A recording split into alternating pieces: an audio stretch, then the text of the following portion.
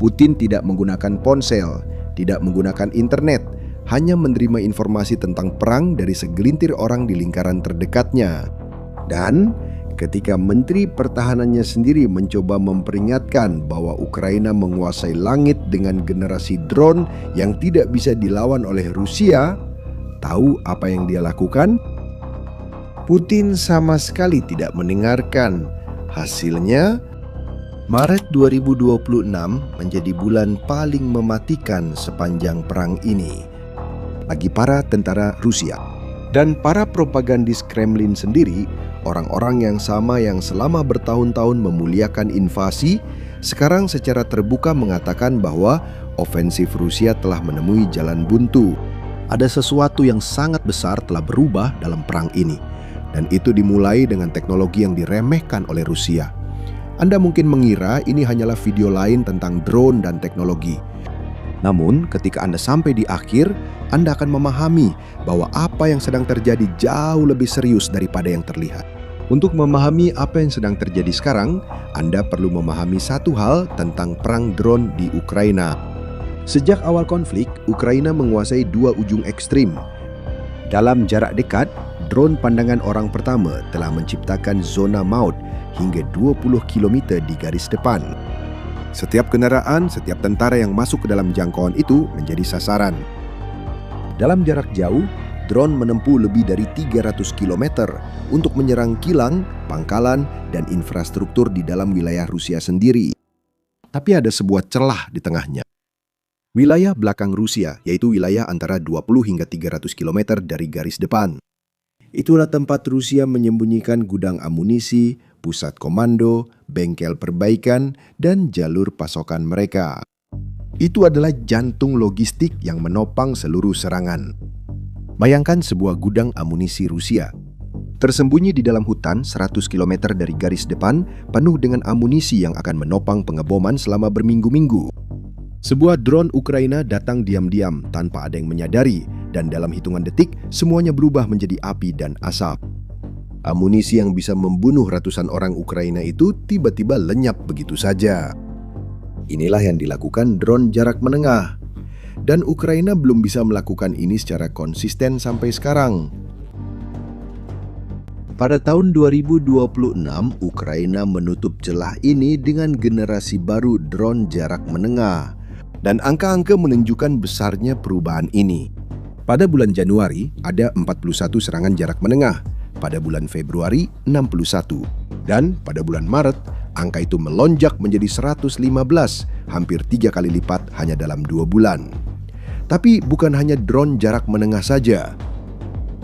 Panglima tertinggi Angkatan Bersenjata Ukraina Oleksandr Syrskyi mengungkapkan bahwa pasukan sistem tak berawak sedang melakukan 11.000 misi tempur setiap hari. Hanya pada bulan Maret, ada lebih dari 151.000 target yang dipastikan terkena serangan drone. Peningkatan sebesar 50% dibandingkan bulan Februari. 143 gudang dan fasilitas logistik Rusia dihancurkan. 52 pos komando dieliminasi. 20 fasilitas minyak, gas, dan energi di belakang garis depan. Semua sudah tidak beroperasi. Angka-angka ini sangat mengesankan. Tapi muncul satu pertanyaan yang wajar. Bagaimana Ukraina berhasil membuka koridor udara ini? Bukankah Rusia punya sistem pertahanan udara justru untuk mencegah hal itu? Punya. Dan disinilah ceritanya jadi semakin menarik. Ukraina meluncurkan kampanye terencana untuk memburu dan menghancurkan sistem pertahanan udara Rusia. Secara khusus, Pansir, sistem utama bergerak yang dirancang untuk mendeteksi dan menembak jatuh drone di ketinggian rendah. Setiap unit dari sistem ini berharga antara 15 hingga 20 juta dolar.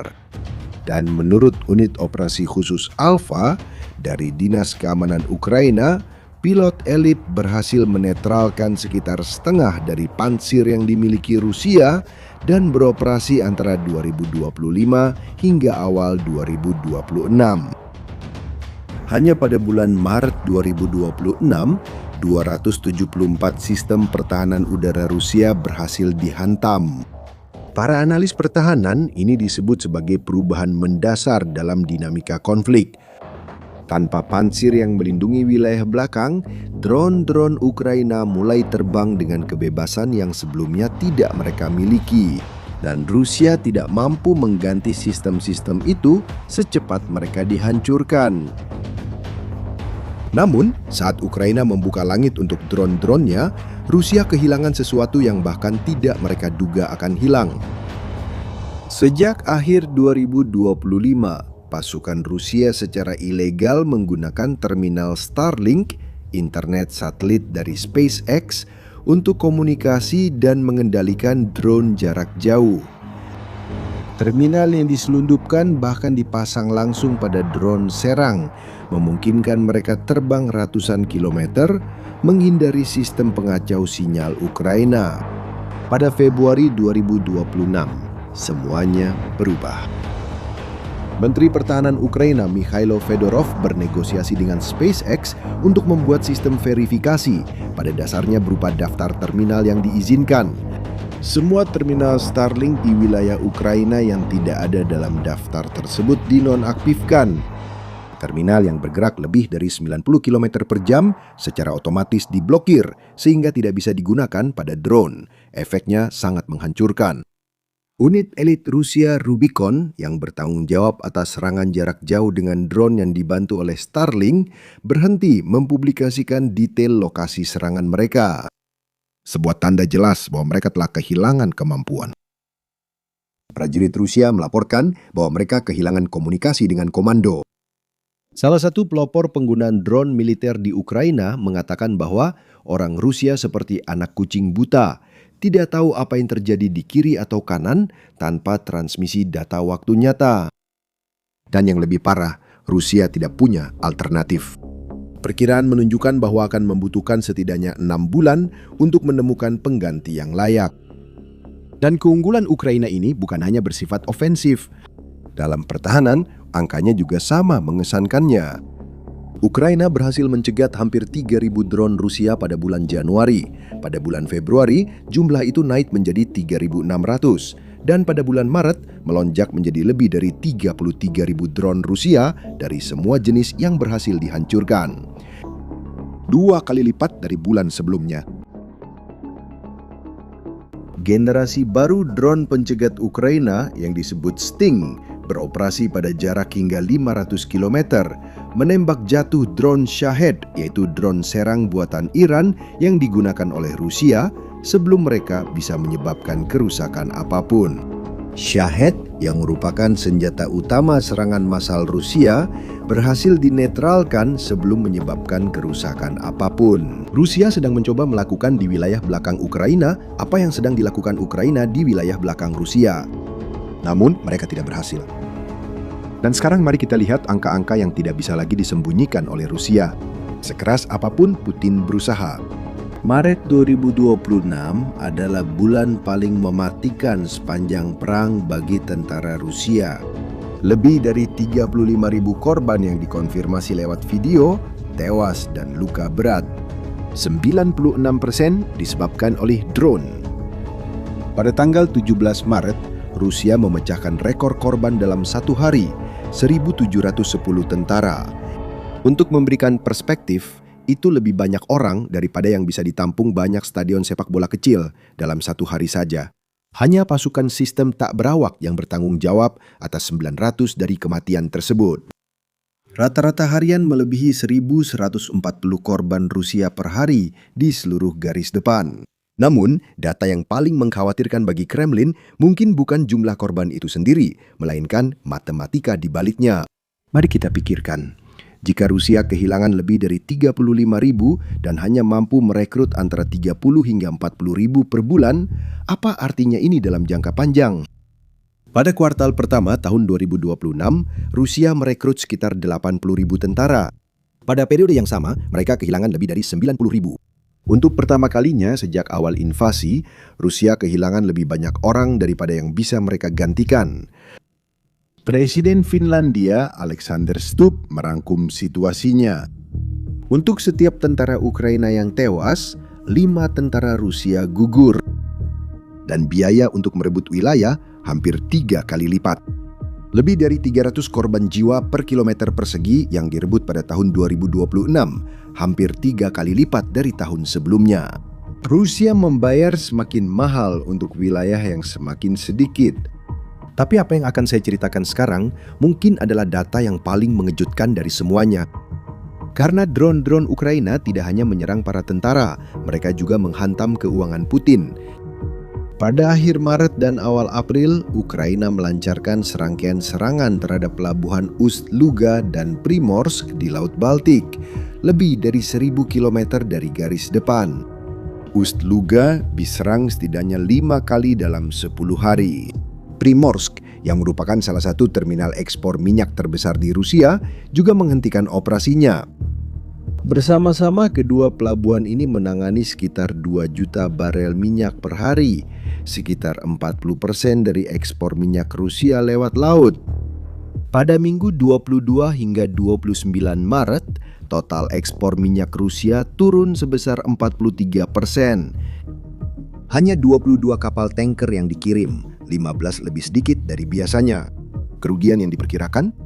$1 miliar pendapatan minyak hilang hanya dalam 1 minggu. Itu terjadi pada saat harga minyak sedang tinggi karena krisis di Iran. Rusia seharusnya bisa meraup keuntungan besar seperti belum pernah terjadi sebelumnya. Sebaliknya, mereka justru melihat tangki penyimpanan mereka terbakar. Mantan Direktur Badan Intelijen Pusat Amerika Serikat, Jenderal David Petraeus, bahkan melangkah lebih jauh. Dan dia memprediksi bahwa Ukraina akan memiliki industri senjata dan teknologi militer paling penting di dunia bebas. Dengan pembaruan perangkat lunak mingguan dan perubahan perangkat keras setiap beberapa minggu. Kecepatan inovasi Ukraina adalah sesuatu yang tidak bisa ditandingi oleh Rusia dengan struktur birokrasi dan resistensi terhadap perubahan yang dimilikinya. Dan disinilah kita kembali ke inti utama dari cerita ini. Karena semua ini, drone jarak menengah, penghancuran pansir, pemblokiran Starlink, intersepsi massal, rekor jumlah korban, pelabuhan-pelabuhan yang terbakar. Semua ini menimbulkan efek yang tidak lagi bisa dikendalikan oleh Rusia di dalam negeri. Suara-suara yang tidak ingin didengar oleh Putin semakin keras terdengar. Menteri Pertahanan Andrei Belousov, pria yang dipilih langsung oleh Putin untuk memodernisasi angkatan bersenjata Rusia. Menurut laporan yang beredar di kalangan pejabat tinggi Rusia, dia melaporkan kepada Presiden bahwa situasi drone sangat kritis, bahwa Ukraina memiliki keunggulan teknologi dan jumlah, bahwa drone-drone baru Ukraina beroperasi 24 jam sehari. Drone-drone itu hampir tidak terdengar sampai saat terjadi benturan, dan Rusia sangat tidak siap untuk melawan mereka. Itu adalah Menteri Pertahanan sendiri yang mengatakan bahwa Rusia sedang kalah dalam perang teknologi. Tapi Belousov bukan satu-satunya. Rybar, salah satu blogger militer paling berpengaruh di Rusia dengan lebih dari 1 juta pengikut di Telegram, secara terbuka mengatakan bahwa ofensif Rusia adalah jalan buntu. Alexei Chadayev yang memimpin pusat Ushkuinik, salah satu pusat pengembangan drone utama di Rusia, berhenti memuji Putin dan mulai mengkritik struktur masyarakat Rusia itu sendiri. Menurutnya, Rusia telah membangun sebuah sistem feodalisme, sebuah sistem di mana mereka yang berkuasa mengendalikan segalanya dari atas ke bawah, dan mereka yang berada di bawah tidak memiliki ruang untuk berkreasi atau berinovasi. Dan hal ini menghambat negara untuk mengikuti kemajuan teknologi Ukraina. Blogger militer lainnya menuduh para jenderal Rusia di garis depan menyembunyikan kenyataan dari Putin agar presiden tetap hidup dalam lautan ilusinya.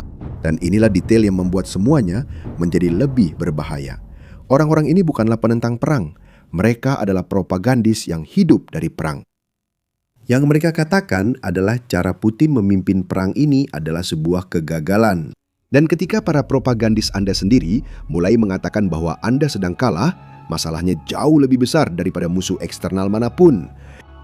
Dan sementara semua suara ini mencoba memperingatkan Putin, apa yang dia lakukan? Pada akhir Maret, di bulan yang sama ketika Rusia memecahkan semua rekor korban jiwa, Putin memberi Ukraina ultimatum 2 bulan untuk keluar dari Donbas. Ancaman tersiratnya adalah bahwa Rusia akan menyerang dan menang. Dan ingin tahu bagaimana caranya? Serangan musim semi yang diluncurkan Rusia pada bulan Maret tidak menghasilkan keuntungan nyata. Dalam beberapa minggu terakhir bulan itu, Rusia sebenarnya kehilangan wilayah. Dan sementara Putin membuat ancaman, pelabuhannya terbakar, tentaranya tewas dengan perbandingan 5:1, dan Menteri Pertahanannya sendiri menyebut situasinya kritis. Kenyataannya adalah seperti ini. Ukraina telah membangun keunggulan teknologi yang beroperasi di semua dimensi secara bersamaan, di garis depan, di garis belakang, dalam pertahanan udara, dan dalam ekonomi Rusia. Dan Rusia tahu itu. Belousov tahu, Rybar tahu, para propagandis tahu, para jenderal tahu. Satu-satunya yang tampaknya tidak tahu atau yang menolak untuk menerima adalah Putin.